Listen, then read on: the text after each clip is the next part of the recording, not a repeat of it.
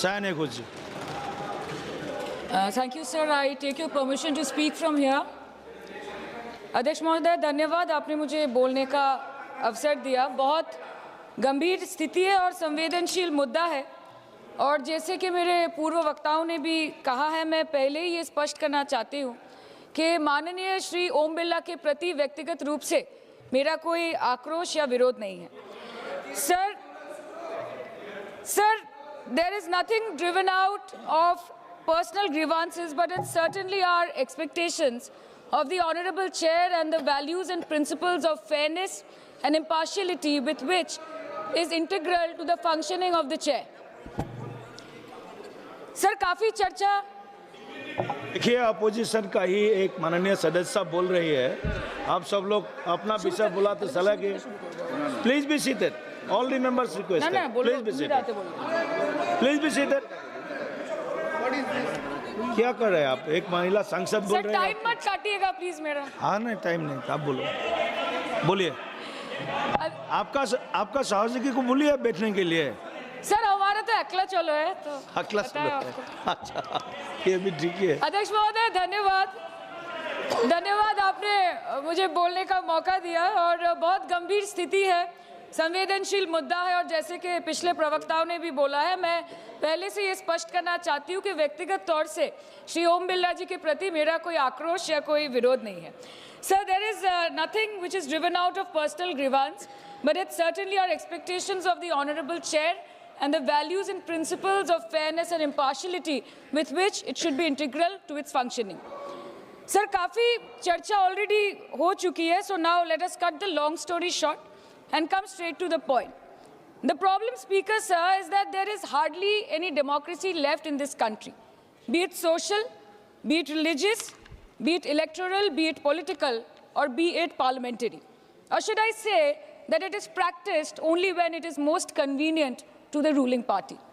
Sir, 2014 के पहले सदन कैसे चलता था उस पर मुझे ज़्यादा ज्ञान नहीं है, क्योंकि मैं तब वहाँ थी नहीं।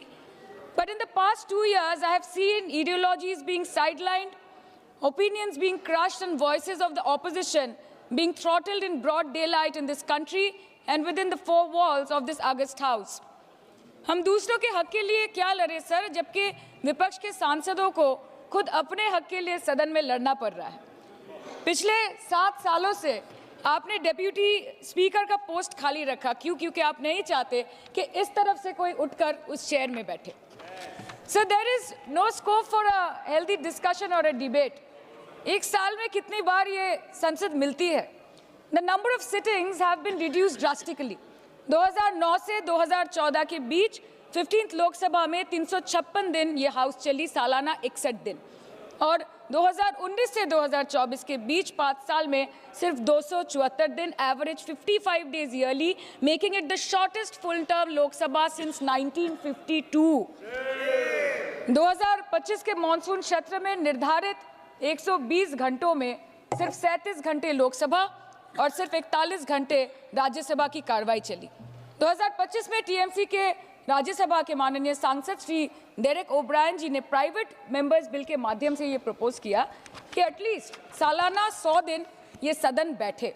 सर, ये सिर्फ विपक्ष का, हमारा प्रेरोगेटिव नहीं हो सकता, ये ट्रेजरी बेंच का भी प्रेरोगेटिव होना चाहिए और इस माननीय चेयर का भी प्रेरोगेटिव होना चाहिए। सर, पार्लियामेंट चलाने में हर मिनट 2.5 लाख रुपए खर्च होते हैं, हर मिनट 2.5 लाख रुपए खर्च होते हैं। 2014 से लेकर 2024 के शीतकालीन सत्र तक कुल मिला के 2200 मिनट, 92 दिन और 3,300 करोड़ रुपए का लॉस हुआ। क्यों?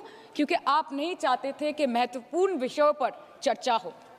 अध्यक्ष जी, ये चेयर का काम है निश्चित करना कि ये सदन चले, ये विपक्ष का काम है सवाल उठाना, और ये सत्ता पक्ष का काम है कि वो हर सवाल का जवाब हर उस इंसान को दे जिसके टैक्स के पैसे से ये सदन चलता है।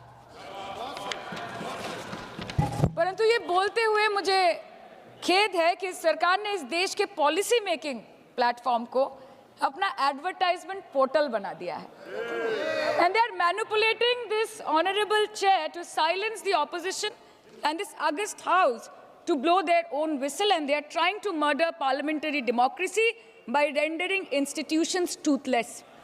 सर CAG रिपोर्ट्स बनना बंद हो गई है. The number of CAG reports tabled in parliament has reduced from 53 in 2015 to merely 18 reports in 2023. Public accounts committee का काम क्या है सर? अगर रिपोर्ट्स ही नहीं बनेंगी, टेबल्ड ही नहीं होगी, तो पब्लिक अकाउंट्स कमेटी में जाएंगी कैसे, स्क्रूटिनी भी कैसे होगी? How will the parliament and the people of this country know about the irregularities, the wasteful spendings, inefficient contract management and substandard project implementation taking place in this country every day in each department? You have completely eliminated the concept of transparency and accountability. The BJP government merged the 92-year-old independent railway budget with the union budget 2017.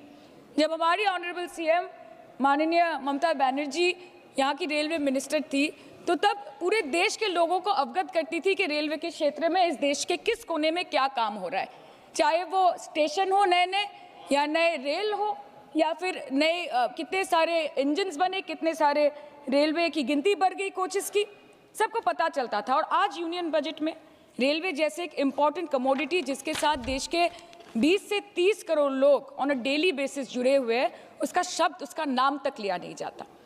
आप overnight रात के 12 बजे 1 बजे bills लेकर आते हैं, और सामान्य बिल्स नहीं सर, बिल्स जो लोगों का वर्तमान और उनके भविष्य के साथ डायरेक्टली जुड़े हुए हैं. Farm laws, Waqf, BNS, the Constitution 13th Amendment Bill 2025, which says removal of ministers on detention, changing Manrega to VBG Ramji, and you expect us to read, research, review and rise to speak on it within 12 hours of it being brought? Sir, these bills, these legislations require attention to detail. They need to be thoroughly researched. Sir, हम करें भी तो करें क्या, जाए भी तो जाए कहाँ? आधे से ज़्यादा बिल तो इस सदन में बिना चर्चे के पास हो जाता है. Sir, over the last 10 years, more than 67% of the budget has been guillotined. Between 2019 and 23, about 18% of the union budget was voted out on without discussion. In 2023, the entire union budget, and in 24-25, 89% of the budget was passed without discussion. एक साल चुप बैठने के बाद opposition के दबाव में आकर आप मणिपुर पे चर्चा करने पर मजबूर हुए, और किया भी तो कब, रात के 2 बजे जब देश सो रहा था. आप चाहते हैं कि हम ये सब देखें और इस सदन में चुप रहे. बंगाल के हक का 2 लाख करोड़ बाकी है. हर दिन कोई नया कमीशन, कोई नई एजेंसी आ जाती है राज्य सरकार और रूलिंग पार्टी को डिस्टर्ब करने. इलेक्शन कमीशन के बलबूते पर लाखों करोड़ों वोटरों का नाम काट रहे हैं आप, और आप बोलते हैं कि हम इस सदन में आवाज ना उठाएं, इसका विरोध ना करें. आज SIR के चलते पूरे देश में 150 से ऊपर लोगों की मौत हो गई. BLOs ने आत्महत्या कर ली. आम आदमी को चिंता से, डर से दिल का दौरा आ गया. 105 साल की बूढ़ी माई से लेकर व्हीलचेयर पे बैठा एक विकलांग भाई तक, गर्भवती महिलाओं को हियरिंग के लाइन पे घंटों दर घंटे आपने खड़ा करके रखा. मतदाताओं के पहचान को, इस देश के मतदाताओं के पहचान को, 100 साल से इस देश को अपना घर, इस धरती को अपनी माँ समझने वाले, हर धर्म, हर समुदाय के लोगों के आत्मसम्मान को दिन दहाड़े अपने पैरों तले कुचलने का काम किया है आपने. और आप कहते हैं कि हम विरोध ना करें और हम चुप बैठे. सर, बाहर विरोध करते हैं तो FIR होगा, ED CBI होगी, कार्रवाई होगी, और सदन के अंदर प्रोटेस्ट करें तो सस्पेंड कर देंगे. सर, हमारे साथी आज भी मकर द्वार पे बैठे हैं बाहर सस्पेंड होके.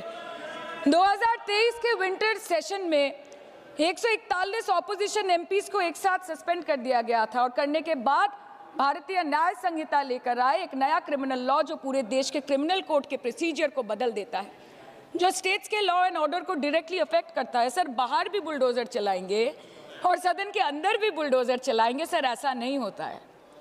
ये ताकत की बुलंदी भी पल भर का तमाशा है सर, कि ये ताकत की बुलंदी भी पल भर का तमाशा है. जिस डाल पे बैठे हैं वो टूट भी सकती है, जिस डाल पे बैठे हैं वो टूट भी सकती है. इसलिए ख्वाब जरूर देखिए, लेकिन ख्वाबों में घर बना के रहने की गलती मत कीजिएगा. सर, आज 303 से ज्यादा MP आपके हैं, 2000 से ऊपर MLA आपके हैं, 21 राज्य आपका है. हर डिबेट, हर डिस्कशन, हर बिल पे बोलने के लिए 70% वक्त आपको मिलता है. मीडिया आपका, सब उनका है. हम अपने लीडर का नाम 1 से ज्यादा 2 बार बोले तो हम पे रोक लगाई जाती है, और ट्रेजरी बेंच वाले वहाँ बैठ के पार्टी का नारा लगाते हैं और अपने नेता मंत्रियों का नाम जपते हैं तो तब सब ठीक है सर, कोई प्रॉब्लम नहीं है सर। इस सदन का कैमरा, बहुत मेरे साथी बोल रहे थे कि कैमरा भी ये सब देख देख के कॉम्प्रोमाइज हो गया। बोलते हमें दिखाता आप लोगों को है। माइक जब हमारी बातें खलने लगे तो माइक ऑटोमेटिकली ऑफ हो जाती है सर, ये पता है सबको। मैगजीन दिखाना, किताबों से कोट करना राहुल जी, अखिलेश जी, अभिषेक जी को अलाउड नहीं है, पर ब्लू आइड बॉय को अलाउड है सर, अलाउड है सर। मैं नाम नहीं ले रही हूँ, अच्छी बात बोलिए।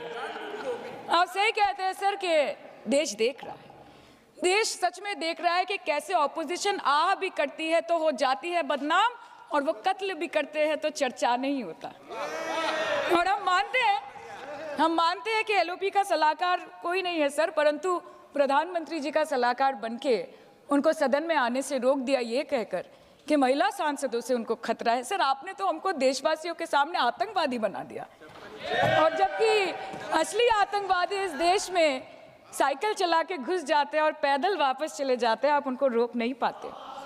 भारत पे चीन का आग्रासन आप रोक नहीं पाते। भारत किससे तेल खरीदेगा, कितने दिनों के अंदर खरीदेगा, किससे दोस्ती निभाएगा, किससे दुश्मनी बरकरार रखेगा, कोई और देश का राष्ट्रपति हमें ट्विटर पे आके लेक्चर देता है, इंस्ट्रक्शन देता है, आप उसको रोक नहीं सकते। और सदन में हम सांसदों को रोक के you feed on your ego.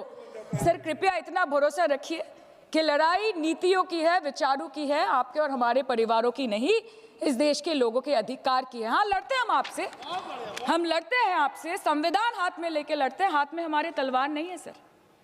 और सर ये देश के लोग समझ गए हैं कि आपको महत्वपूर्ण विषयों पर बात नहीं करनी है, महत्वपूर्ण विषयों पर बात नहीं करनी है सर, के ऊपर चर्चा चल रहा है सर, पार्लियामेंट्री प्रोसीजर कभी सर, मुद्दे पर भी आना कीजिए, चर्चा नहीं मुद्दे करनी पर है आइए, सर, ठीक है। बेरोजगारी पे चर्चा नहीं करनी है, हाँ जी, शिक्षा पे नहीं करनी है, स्वास्थ्य पे नहीं करनी है, बजट पे नहीं करनी है, प्रदूषण, SIR, डिफेंस, विदेश नीति, नेशनल सिक्योरिटी पे नहीं करनी है, एप्स्टीन फाइल्स पे नहीं करनी है। मुद्दा है स्पीकर्स का रिमूवल, उसके ऊपर बोलिएगा। बैठ के सिर्फ वाह मोदी जी वाह करना है सर, कीजिए, पर आपसे विनती इतनी है कि डेमोक्रेसी को बचाइए और कृपया इस सदन को किसी पार्टी ऑफिस मत बनने दीजिए सर, यही दरख्वास्त है। क्योंकि ये सदन जैसे हमारे आदरणीय प्रधानमंत्री के लिए मंदिर है, वैसे हमारे लिए भी मंदिर है, और गणतंत्र हमारी पूजा है, संविधान हमारी गीता है।